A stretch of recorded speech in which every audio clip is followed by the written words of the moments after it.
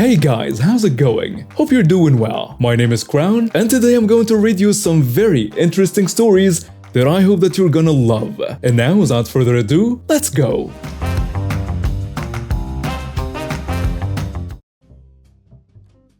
I have read a lot of these stories. I find them very entertaining, but up until today, I never thought I would have one I thought was post-worthy. So the morning started out like normal. I'm chilling at my desk doing work like normal, making money for the company as well as myself.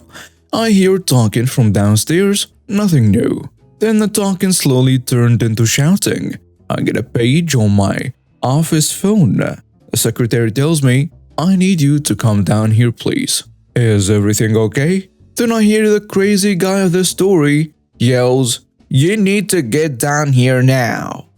Mind you, I am not small. I'm 6'2", not really ripped 345 pounds dude.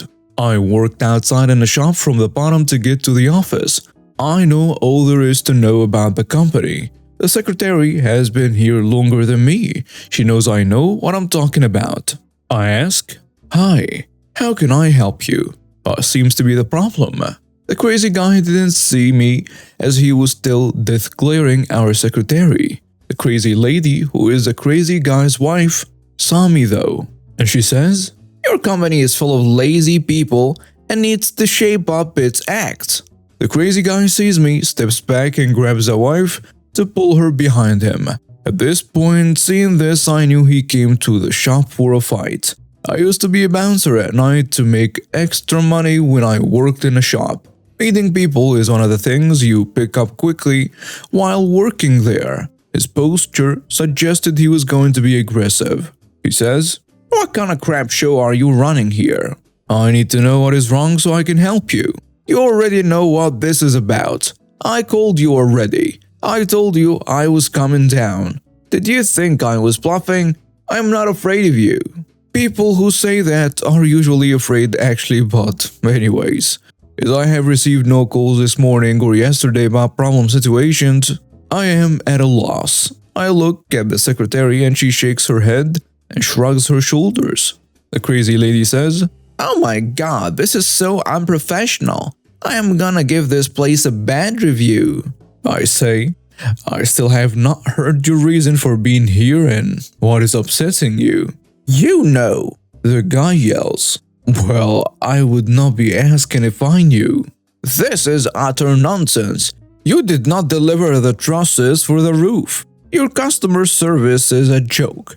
I want my money back." "Yeah, all of it, by the way. The deposit and the other half." "Yeah, all of it, all of it." I'm even more confused as we do not do the half and half thing. In the past, the company got screwed that way, but I know our competitors do. But which one, I don't know. But I have a way of finding out which one, as this field is a very competitive and close-knit circle. I ask, "Who did you speak to?" "I spoke to Chad. He said we would get our trusses yesterday." Mind you, when she talks, she has a finger in my face. "Yeah, and then he never showed up." As I have dealt with a lot of so-called alpha males in my life, they raise their voice to assert their dominance over me. But it doesn't work. At this point, I'm annoyed that they are thinking we are our competitors. I am getting yelled at and demeaned by two idiots that didn't see the giant sign right as they drove in. It's a huge logo. It's 8 feet tall and 15 feet long. I know, I helped make it. I ask calmly again, "Are you sure you are where you are supposed to be right now?" At this point, that is the last of my "I'm gonna be nice" thread I have. The secretary tells me, "Don't do it." Stern look on her face. "Do what?" She gets in my face. That's a big no-no. "What do you think you're gonna do, huh?" And then she slaps my face. The crazy guy says, "You touch my wife." He grabs me and tries to pull me against the wall that's behind me. Mind you, I outweigh this guy by 100 pounds at least. I'm not moving, and my energy have just run out. He ripped my shirt pocket. I grab both of them in a bear hug, take them outside the office, plant them in a driveway, and at this point the secretary already called the cops. I turn and point to the giant sign. Then I ask him, "Is this where you are supposed to be?" It then just dawned on them they were at the wrong place. The woman walks closer as if her eyes cannot adjust manually. 2 minutes later, falls on the ground screaming, "My wife! Someone call 911!" I turn to go back to the office. My head shakes. I stop and turn to find the crazy guy with a stick he found on the ground. I'm about to unleash a damaging terror on the guy as he has a look on his face of Arnold hitting the predator. When the police show up, me, still totally pissed, did not see the police until they came to stop me. The guy is claiming all sorts of crazy nonsense as well as a woman. I invite everyone to my office. I show them the camera feed and the recordings of the whole thing. The crazy lady is confused, goes downstairs, sees the cameras, and comes back upstairs. She looks at the monitor, looks at me, looks at the monitor, looks at me, does a crazy growl and leap thing. I dodged and put my hand on her back, pinning her to my desk. The crazy guy then does a jump at me. I do the same thing to him. Crazy lady screaming, cops don't care, both go away in handcuffs. Their car got towed as well. Yes, me and the secretary pressed charges. I talked to the guy they are supposed to be talking to, come to find out that they were getting the trusses in the morning, but did not, as no one was there to receive the trusses. Both crazy guy and the crazy lady sent the contractor home to come deal with this. As of now, the job is not finished. The contractor cannot get paid, and the job is not finished. The house is open, and the trusses sitting on the ground, and the owners in jail. When it rains, it pours. 3 years ago, I was at the local grocery store with my college friends. A little side note, I'm autistic, and it's very uncomfortable to me when others touch me or speak to me aggressively. My friends went to the chip aisle to search for a particular brand of chips they liked, while I went to gather ingredients for queso. It's important to note that I was wearing a green shirt in the same shade employees wore, but I was also wearing ratty jeans and sneakers. The scene is set. A single 19-year-old gangly female reaching for some microwavable cheese blocks. Suddenly, I'm whirled around by what I can only describe as a Karen Harpy from hell. Poorly dyed black hair, spray on tan, the works. For this stream of dialogue, I am Skimpy Teen, and Hell Witch over here is entitled Karen. You, where are the gardening supplies? I've been looking everywhere for an employee. And here you are, probably not on break. Oh, this is a grocery store, ma'am. They most likely don't stock supplies for gardening. Also, I don't work here. Employees wear green shirts with black vests and name tags. She scoffs. Nonsense. You're new, aren't you? Didn't listen during training. Well, I'm going to find your manager, and you, little missy, are coming with me. At this point, this freakish witch grabs my upper arm hard and practically drags me from my intended purchase. I'm shocked, scared, and eventually my brain realizes this is a danger zone situation, and I start struggling and telling her to let me go calmly but firmly. Ma'am, please, I don't work here. Even if I did, this is X store. They don't stock gardening tools. I am cut off by her, sharply striking my face. She peers at me as if I'm some troublemaking lazy teen that has gone unnoticed in the workplace. Listen, young lady, where I come from we had to work our butts off to get where we are. You parading around acting like you're on break is going to come to an end with me. Understand? Now be a good girl for once and let me talk to your boss. I wait, tearing up quietly on a bench while my friends run up to me. They comfort me, with one of them saying that I shall press charges for assault. Hell yes, I am charging this lady. The manager walks over, assessing my appearance, and tells the witch that hit me that no, I don't work here. Before the entitled Karen can retort, I speak up. Sir, This woman has hit me and made threats against me. Can you call the police and have them see the security footage? The manager looks shocked. Ma'am, is this true? Certainly not. This little jerk told me to get lost when I was asking for assistance. What a jerk.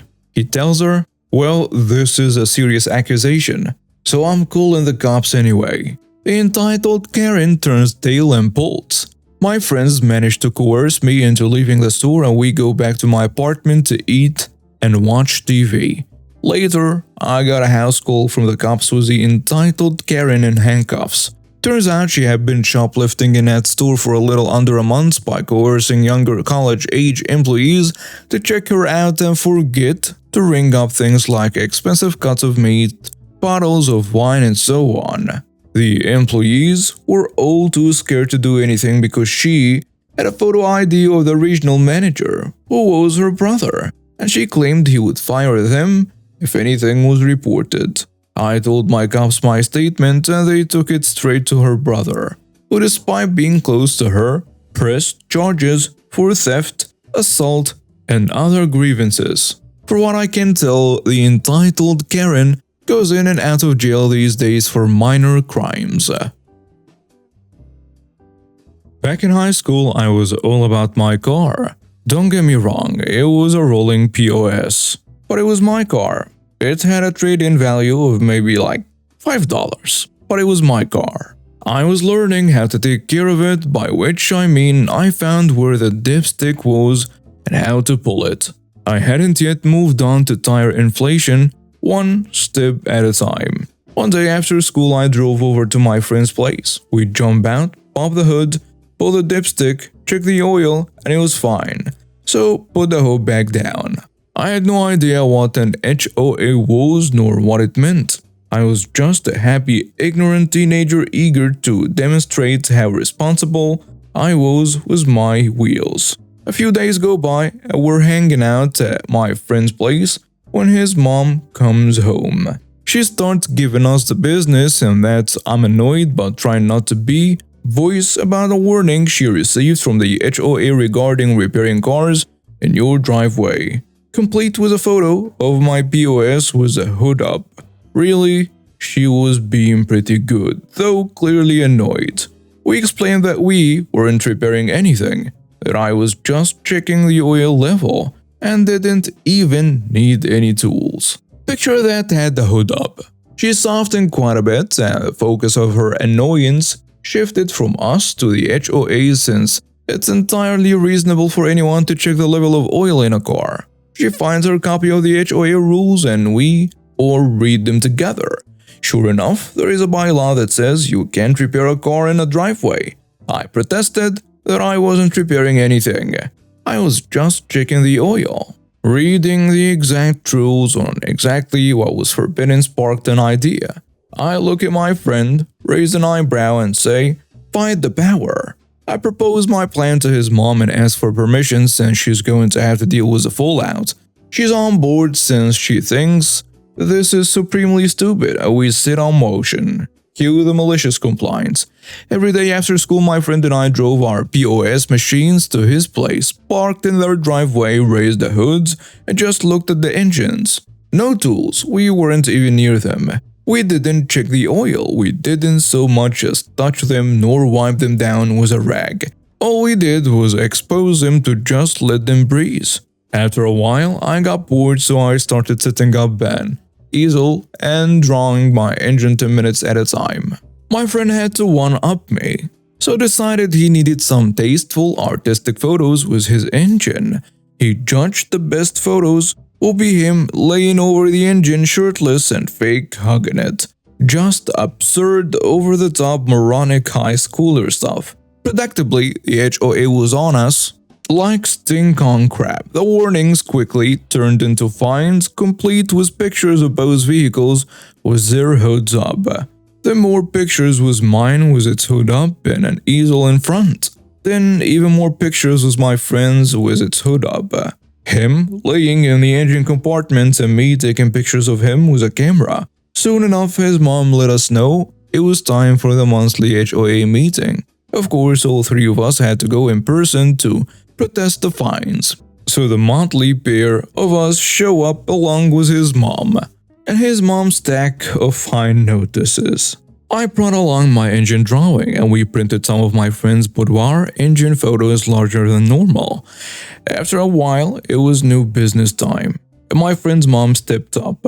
I'm pretty sure they expected her to play the "My son and his friend are jerks, please make these fines go away," since I didn't know what they were doing sympathy card. Nope, not a chance. She politely but firmly attested that she was being sent fines for something that wasn't in the bylaws and asked the board to stop.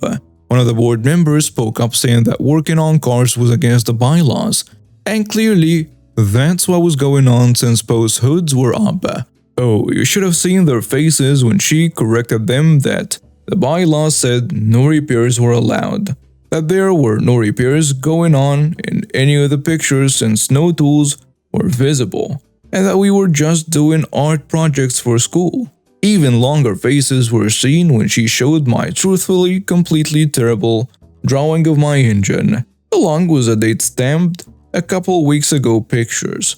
This was back when film cameras stamped the date directly on a picture of my friend trying to seduce his engine. The HOA president called for a 5-minute recess, during which the board huddled in a corner of the room. After the recess, the president succinctly said, "Ma'am, we are going to dismiss all your fines. Have a nice evening."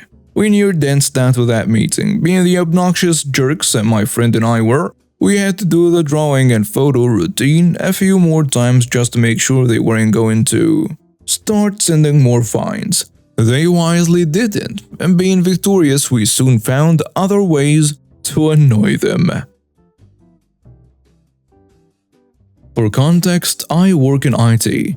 I don't deal with generic computer problems.